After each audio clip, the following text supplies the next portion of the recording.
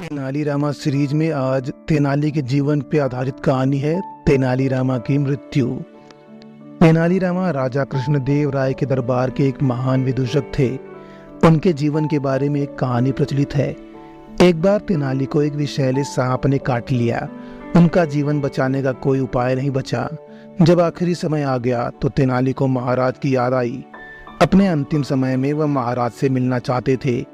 उन्होंने अपने सेवक को राजा के पास भेजा। सेवक राजा के पास तेनाली का संदेश लेकर गया और कहा, महाराज, तेनालीराम अपने जीवन की अंतिम सांसें गिन रहे हैं। आखिरी घड़ी में वह आपसे मिलना चाहते हैं। सेवक की बात सुनकर राजा हंसने लगे। उन्होंने कहा, तेनाली यह कौन सा स्वांग रच रहा है? दरबार में बहुत सारे काम पड़े हुए हैं। तेनाली से बोलो कि मजाक छोड़े और दरबार में उपस्थित हो।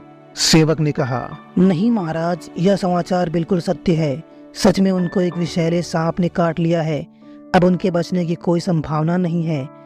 महाराज ने फिर कहा, अच्छा, तो इस बार विषैले सांप ने काटा है। मुझे मालूम है तेनाली बहाने ढूंढने में बहुत तेज है, बहुत चतुर है तेनालीरामा। अब वह सेवक वापस तेनाली के पास पहुंचा और राजा की कई सारी बातें तेनाली को बता दी। तेनाली ने कहा, हमेशा मजाक करने वाला आदमी जब सच बोलता है तो किसी को विश्वास नहीं होता। मुझे पता है महाराज को मैं बहुत प्रिय हूँ, इसलिए मेरी मृत्यु की बात पर उन्हें विश्वास ही नहीं हो रहा। मैं बड़ा भाग्यशाली हूँ कि मुझे ऐसे महाराज मिले। इतना कहकर तेनालीराम चल बसे, परंतु मरते समय भी उनके होठों पर मुस्कान थी। शायद मरते मरते कोई मजाक वाली बात याद आ गई हो। उधर महाराज को जब सेवक की बात पर शंका हुई तो अपनी शंका दूर करने के लिए वह तेनाली के घर की तरफ चल पड़े। वहां पहुंचकर उन्होंने देखा कि तेनाली की तो सच में मृत्यु हो गई है। यह देखकर महाराज को गहरा सदमा लगा। तेनाली के हाथों को पकड़कर उन्होंने कहा, उठो मित्र, मुझसे बात करो। तुम मरे नहीं हो। ऐसा जिंदा दिल आदमी कैसे मर सकता है?